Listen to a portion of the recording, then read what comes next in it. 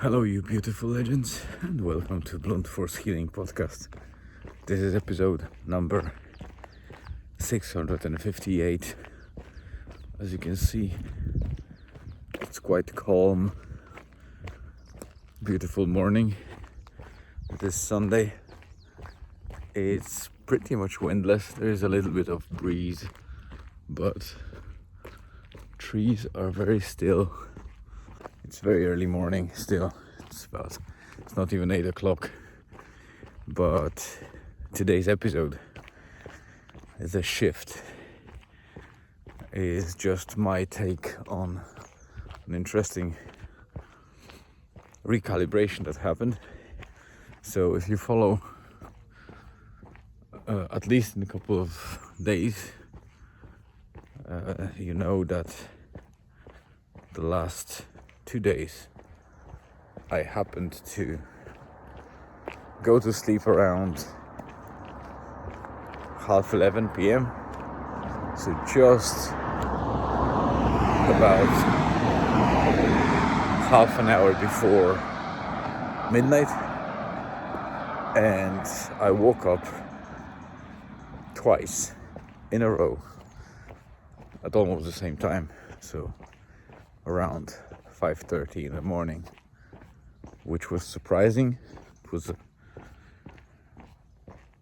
a nice wake up because when I woke up I felt already well rested, and it was very unlike me to get up so early.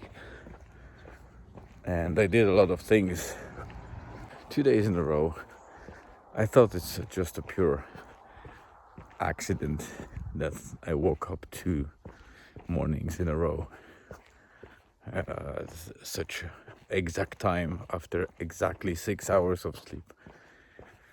So today was a bit of a test, an unexpected test, because yesterday we were at Glenveigh National Park and we came up a bit later before we actually ate something and settled down or wound down for sleep. It was already midnight when we went to sleep, so half an hour later than 2 days before and the day after. So I was expecting that I might not sleep well enough and it will be hard for me to wake up, so I set the alarm for 6:30 and 6:45 a.m.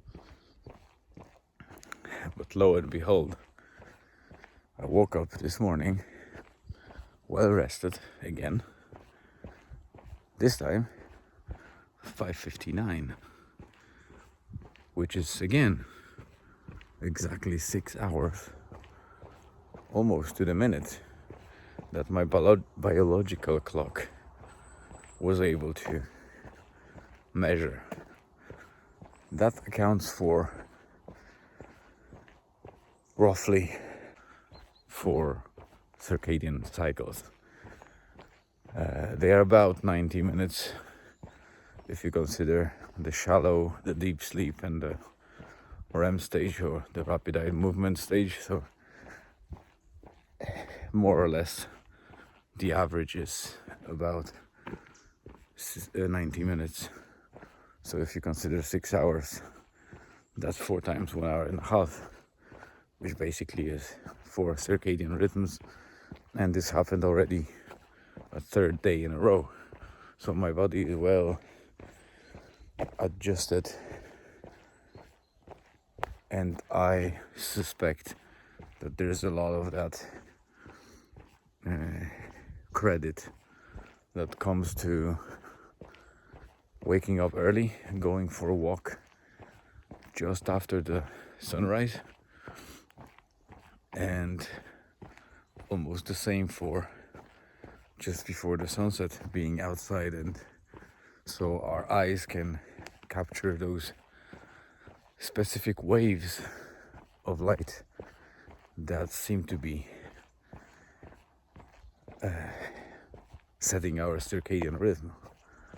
And we have plenty of research around that recently, that shows that it works this way, but I took it with a pinch of salt for the last year or so, reading that science and listening about it. But it seems that this is exactly what it is. It's the third day in a row that I woke up after 6 hours and I feel well rested and recovered, which wasn't happening when I was more sedentary and random and was sleeping for 8 or 9 hours sometimes. So it's quite strange, but pleasant and positive. So just a quick recap. Yesterday morning it was quite hectic. I dropped Julian at the chapel, Clark Chapel, just outside Nigal town, so he could be picked up by his coach with I think 2 or 3 other kids as they went to Raffo for that match, soccer match. So Julian joined for a second time the Premier team for test or trial to see how it works for him. Is it a proper fit? Because if he decides to move the ladder up to Premier team, he won't be able to come back to development team, which he is now. So I dropped him. They went off to Raffo for the match, and then I quickly returned home where the sauna was already heating up and getting ready for that hen party that I was about to serve. I went to that hen party, set up the sauna. Within really 5 or 6 minutes, everything was ready. The girls enjoyed it very much. It was a smooth hour of operation, and yeah, I went back to the same chapel already with the sauna to wait for the guys to come back from the match. I picked Julian and we went back home. He stayed at home and rested a little bit while Elizabeth and myself, we drove to Bundaran to test a newly discovered wine bar. So you can see how calm the bay is. So this is part of the inlet that is going deeper into the land. It's a high tide, but usually it's quite rippled or uneven. But today it's like a mirror. So yeah, we went to Bundaran, to newly discovered restaurant, or kind of, it's called wine bar, but it turned out that they can't serve wines because they don't have yet the alcohol license, which is required in Ireland to serve alcohol by any amenity. So it was quite surprising to call themselves wine bar when they can't serve wines, but what can you do? So yeah, so we just tried their food. The food was actually very fresh, great ingredients, well done. I was surprised by it because sometimes, those hipster establishments are more of a nice look and branding and whatever, fancy food, but not really the essence of it. But this time it was pretty good, so I must admit it was nice change. And afterwards we came back home. Julian was already fairly well rested, so we set up for a trip to Glenveigh National Park. Let me show you the bay. So calm in the morning, so nice.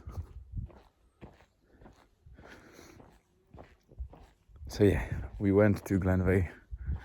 The aim was to not do a very big or long walk, but we wanted to go there to find some twigs, because I wanted to, well, my wife wanted to make a sauna whisk.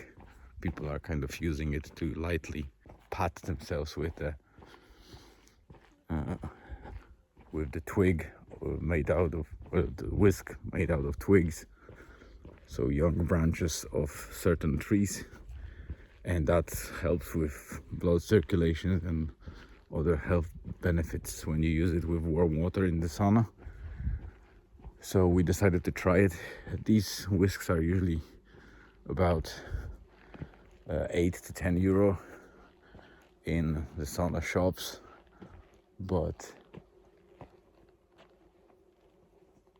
I decided to, use my manual skills that are, I think, enough to prep one, and also my knowledge of the trees is enough to select proper species and get it done. So we'll do that that whisk, and see how it works. So we decided to go for oak. We'll see how it works. I still need to assemble it, and once it's done, we'll test it in the sauna. So it will be a nice addition to regular sauna operation. We did actually over 10 kilometers of walk there, so it was quite an addition to my morning 3.5 4k walk. So again, second day in a row I did almost 14 kilometers, which is quite a lot after being sedentary for a couple of weeks. And we came back, so it was a pleasant family walk in Glenveigh, and that's how we ended the day. Not sure if you can see, there are rabbits there, barely visible. There's a bigger one there, this one. I'll try to film them.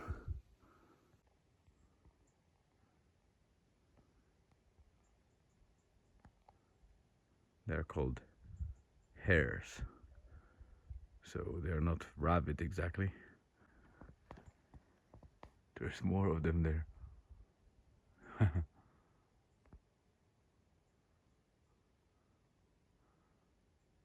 Yeah, it's pretty amazing. Anyway, this episode is way too long. I will need to trim it a little bit, but thank you very much for being here, listening to my ramblings and supporting this project.